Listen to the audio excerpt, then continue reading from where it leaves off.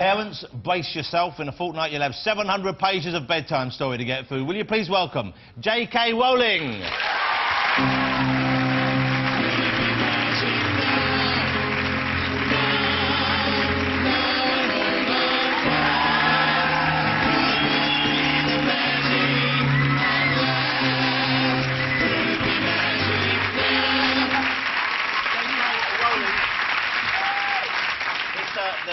The J stands for Joanne, I believe, but Joe, but yeah. everyone calls you Joe. Yeah. And is the K isn't actually your name, is it? No, it's my grandmother's name. They wanted a second initial, so I took Kathleen. And is that my middle name. To make it sound more highbrow? Blokey.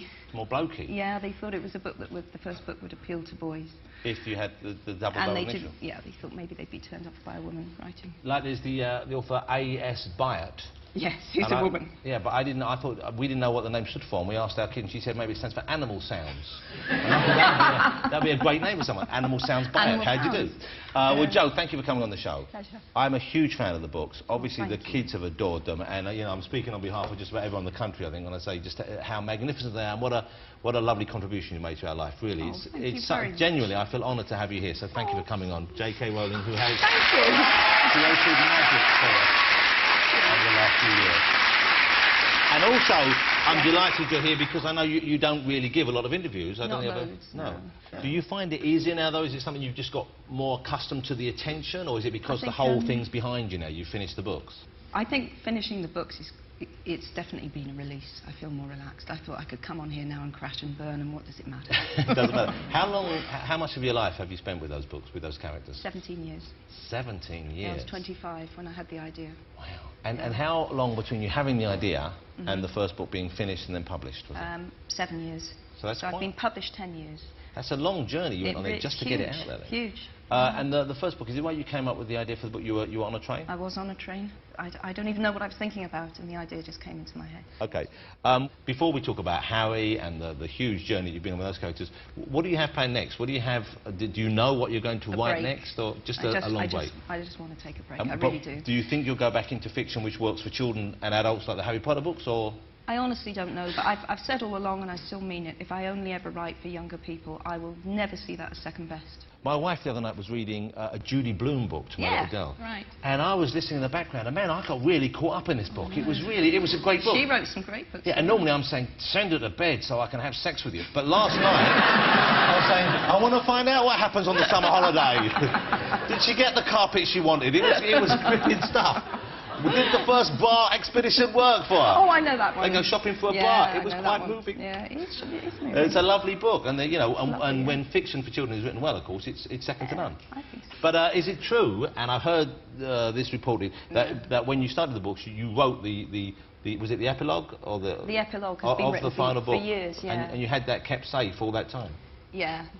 Well, they said I was keeping it in a safe. Of course I wasn't. I kept losing it. But yeah, I had the information in the epilogue. So you knew where you wanted to go with this whole sequence? Definitely, yeah.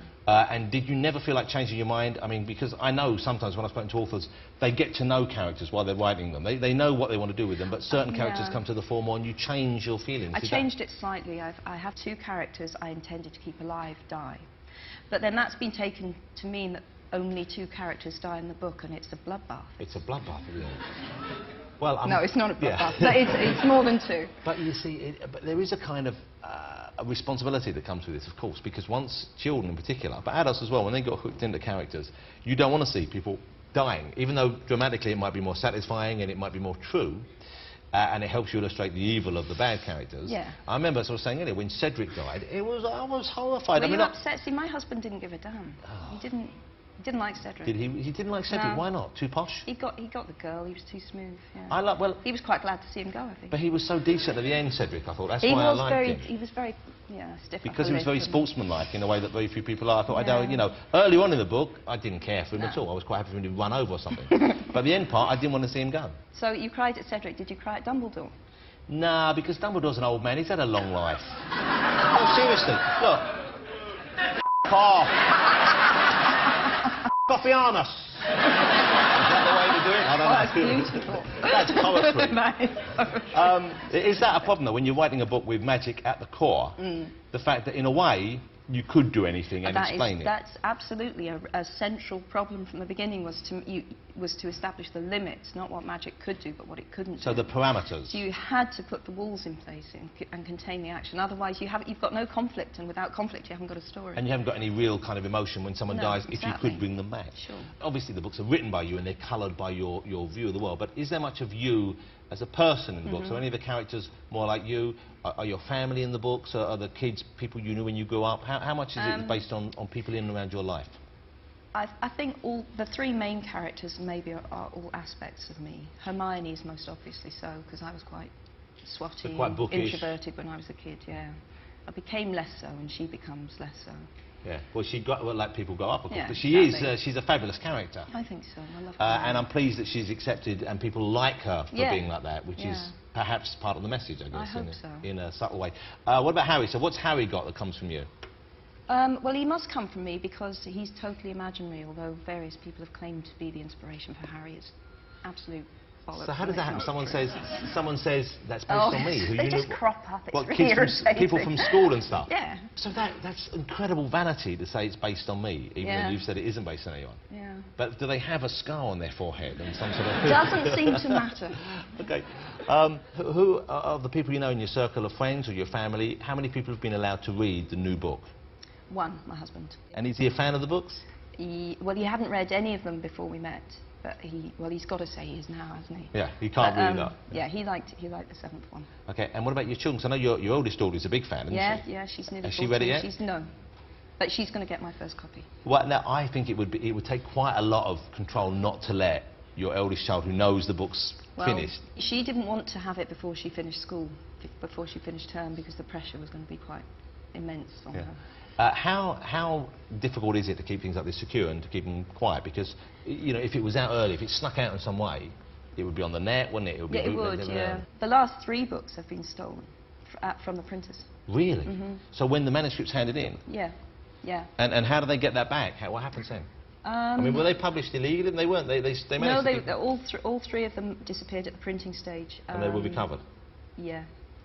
It's all a great story, and I only know half of the details. Was it a house elf? No, it was a bent security guard. Bent security guard. Was Dobby the house elf based on Gary Lineker? I've always wanted to ask you that. No. But the physical resemblance, you can see what I'm saying. No. Yeah, the craven attitude and the big ears. You know? Gary Lineker's not crazy. Let me take the penalty. Please, Harry, give me a sock and I'll take the penalty for you. How difficult was it for you when you were approached for the film rights, and how much control were you allowed to hold on to? Well, I said no initially, because Warner Brothers weren't the only people who wanted to do it, so I said no to everyone.